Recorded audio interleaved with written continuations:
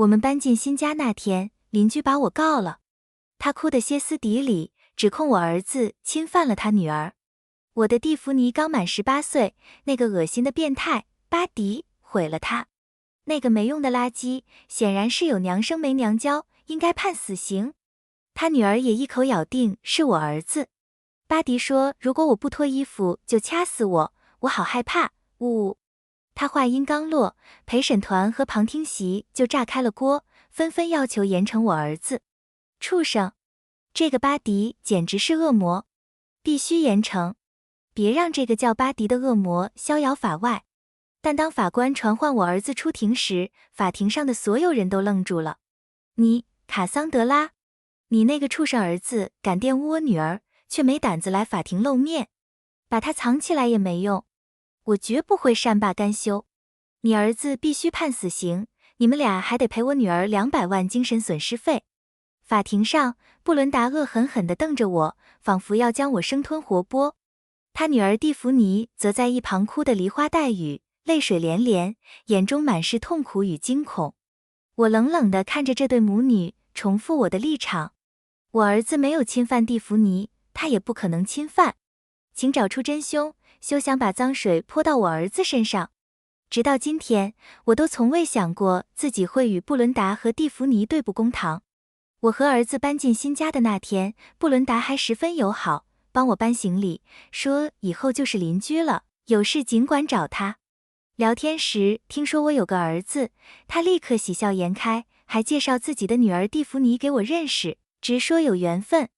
可谁知，当天晚上，他就带着衣衫不整的蒂芙尼来砸我的门，指控我儿子巴迪侵犯了他。我当时就懵了，随即马上解释说我儿子绝不会做这种事。可布伦达根本不信，一口咬定就是我儿子干的。蒂芙尼也在一旁哭泣，声称我儿子把他从楼道拽到天台实施了侵犯。无论我怎么解释，这对母女都像是饿狼找到了猎物，死死咬住我儿子不放。他们甚至提出要100万赔偿金，并让我儿子娶了蒂芙尼，不然就报警，让他在牢里待到死。我知道我儿子不可能侵犯蒂芙尼，那100万赔偿更是荒谬。我当场就拒绝了这对母女的要求，没想到他们转头就把我告了。我坚决否认一切，布伦达瞬间炸了。不可能！你，卡桑德拉，睁开你的狗眼，看看蒂芙尼身上的伤。布伦达一把扯开蒂芙尼的外套，露出身上触目惊心的青紫伤痕，这些乌青就是你那个畜生儿子弄的。我的蒂芙尼才18岁啊！蒂芙尼颤抖着看向我，眼中含泪。卡桑德拉，是巴迪干的，全都是巴迪干的。他还威胁说，如果我不脱衣服，就要掐死我。我好害怕。布伦达抱住蒂芙尼安慰她，母女俩就在法庭上抱头痛哭起来。而我，这个施暴者的母亲，只是冷眼旁观。陪审团的人指着我，大声斥责：不要脸！自己儿子做了这种伤天害理的事，居然还在这里狡辩。一看他也不是什么好东西，上梁不正下梁歪。可怜的蒂芙尼，这么小就遭遇这种事，一辈子都毁了。指责声铺天盖地而来，但我毫不在意，仿佛事不关己。蒂芙尼哭得更凶了。卡桑德拉，明明是巴迪做的，你为什么不承认？我才18岁啊！以后让我怎么见人，我还怎么活？呜！他边哭边捶打自己的头，绝望的样子让不少旁听者都红了眼眶。布伦达痛心疾首，手指都快戳到我脸上。你，卡桑德拉，你也是当妈的人，怎么能这么狠心？今天要是你的女儿是受害者，你还能这么冷漠吗？我嗤笑一声，我儿子被人诬陷，我为他辩护有什么错？我比谁都清楚，我的儿子巴迪绝对不可能做出如此荒谬之事。但在他们眼里，我只是在狡辩。陪审团和旁听席的窃窃私语声越来越大。这女人简直无可救药，为了包庇儿子，连基本的良知都不要了。当妈的都这么无耻，他儿子能是什么好东西？法庭瞬间乱成一团。法官皱了皱眉，敲响法锤，肃静。既然双方各执一词，请各自出示证据。他话音刚落，蒂芙尼的律师立刻站了起来，义正辞严道：“法官大人，我的当事人有充分证据证明，被告巴迪侵犯了我的当事人蒂芙尼。”他示意蒂芙尼复述当晚经过。蒂芙尼深吸一口气，声音颤抖地开始描述：那天晚上10点，我补习完回家，那栋楼的电梯坏了，我只能走楼梯。我刚走到26楼，突然有人从后面捂住了我的嘴。我拼命挣扎，但巴迪力气很大，他直接把我拖到了天台，威胁我和他玩。我挑眉，逼问他：你怎么就那么肯定那人是我儿子巴迪？蒂芙尼对上我的视线，哽咽道：我当然知道，我看到了他的脸。巴迪逼我脱衣服，我拼命摇头拒绝，但他抬手就掐住了我的脖子。他说如果我不听话，就掐死我。我太害怕了，只能顺从。说到这，他已经泣不成声，紧紧抓住自己的衣角。所有人都同情他的遭遇，但只有我知道他在撒谎。我当众点破：蒂芙尼，你在撒谎！蒂芙尼浑身一颤，随即失控地朝我尖叫：撒谎！卡桑德拉，我为什么要拿自己的清白撒谎？你怎么能这么恶毒，一直逼我？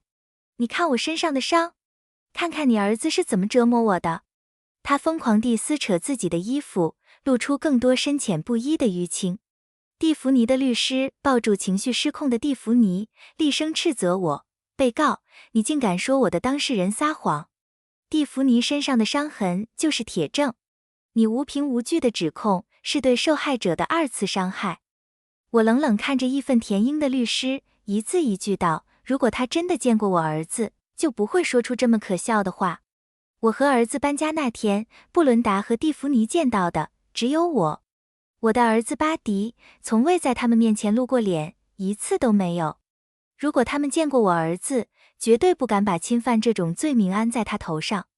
蒂芙尼的律师对我的话嗤之以鼻：被告，难道你儿子是什么大明星，值得我的当事人蒂芙尼不惜毁掉自己的名誉来诬陷他？蒂芙尼也接话道：我真的看见了巴迪，我去补习的时候看见他从家里出来，我们还一起坐电梯下楼。他说他叫巴迪，是新搬来的邻居。布伦达手指着我，尖叫道：你，卡桑德拉，别想在这里混淆视听，帮你儿子脱罪。蒂芙尼亲眼看见你儿子了，连名字都知道，你没法抵赖。我看着这对母女一唱一和，只觉得可笑。蒂芙尼之所以说得如此笃定，是因为楼道和天台都是监控死角。这对母女就是利用了这些死角，才敢编造如此漏洞百出的谎言。我不再和他们纠缠，转而看向法官：法官大人，原告的证词存在多处矛盾和不合逻辑之处，仅凭此不足以佐证我儿子巴迪实施了侵犯行为。布伦达见法官似有认同之意，急了。他猛地从椅子上站起来，手指着我尖叫道：矛盾，不合逻辑！你，卡桑德拉，别想在这里混淆视听。我女儿说的句句属实，她身上的伤就是证明。我冷笑，就凭你们几句话就想定我儿子的罪？法律可不是儿戏。布伦达被我气得脸色发红，蒂芙尼也哭得快晕过去。陪审团成员认为我是在胡搅蛮缠，指责声更大了。这女人简直不可理喻，到了这个地步还在狡辩。怎么不是她的孩子被侵犯？当妈的都这么垃圾，难怪儿子是畜生。他们你一言我一语，试图逼我就范。但我挺直脊背，冰冷的目光扫过陪审团。我嗤笑一声：诸位，真相尚未查明，别被人当枪使了还不自知。他们不明真相，仅凭所谓的正义感就在这里大放厥词，真是愚蠢至极。我的话让他们一噎，随即有人反驳：当枪使？明明是你儿子做了坏事，还想抵赖。就是，蒂芙尼一个小姑娘，怎么会拿这种事开玩笑？布伦达见有人站在他这边，底气更足了。他阴狠地瞥了我一眼，眼中闪过一丝得意：你，卡桑德拉，你不是一直说证据不足吗？现在睁开你的狗眼，好好看看。我倒要看看，铁证如山，你还能怎么抵赖？说完，他和律师交换了一个眼神，律师随即拿出一份文件，当众展示。我手上这份是从我的当事人蒂芙尼体内提取到的，属于被告巴迪的体液证明。此言一出，犹如惊雷在法庭炸响，所有人的目光都聚焦在那份所谓的报告上，包括我。蒂芙尼的律师高举报告，胜券在握般宣告。这份报告显示，在蒂芙尼女士的贴身衣物及相关身体部位，检测到了与被告之子巴迪高度吻合的 DNA。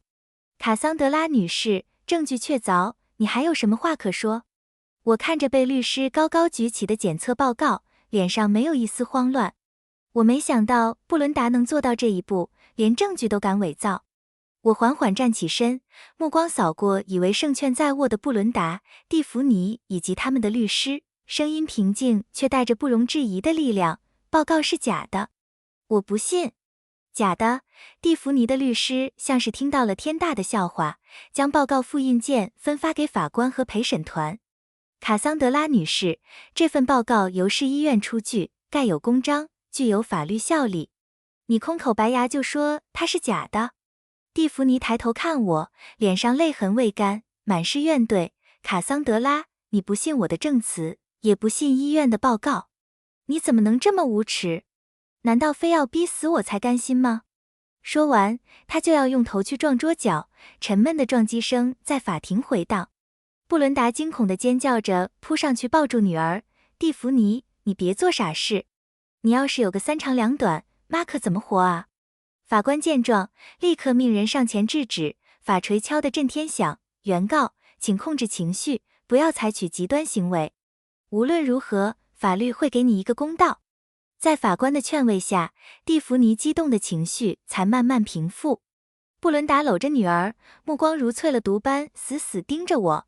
你，卡桑德拉，今天你儿子要是不认罪，我就死在你面前，做鬼也不会放过你们母子。陪审团和旁听席也纷纷附和，恨不得将我儿子当场处决。气死我了！那个畜生巴迪必须判死刑，看看他把这对母女害成什么样了。DNA 都匹配上了，还想抵赖？这卡桑德拉一家真是无耻至极！当妈的包庇畜生儿子，应该一起坐牢。蒂芙尼的律师义正辞严道：卡桑德拉女士，法律不会放过任何一个罪犯。你的儿子巴迪必须为侵犯我的当事人蒂芙尼付出代价。所有人都等着给我和我儿子定罪。法官清了清嗓子，准备对我做最后询问。被告卡桑德拉女士，对于原告方提供的 DNA 检测报告以及蒂芙尼女士的证词，你是否有其他异议需要陈述？我迎上法官的目光，字字清晰地回答：法官大人，我的证据就是我的儿子。我请求传唤我的儿子巴迪出庭作证。法锤落下，法庭大门缓缓打开，传被告巴迪出庭。所有人的目光都聚焦在门口。布伦达和蒂芙尼更是死死盯着，恨不得将玷污蒂芙尼的畜生撕碎。然而，当我的儿子走进法庭时，在场所有人都傻眼了。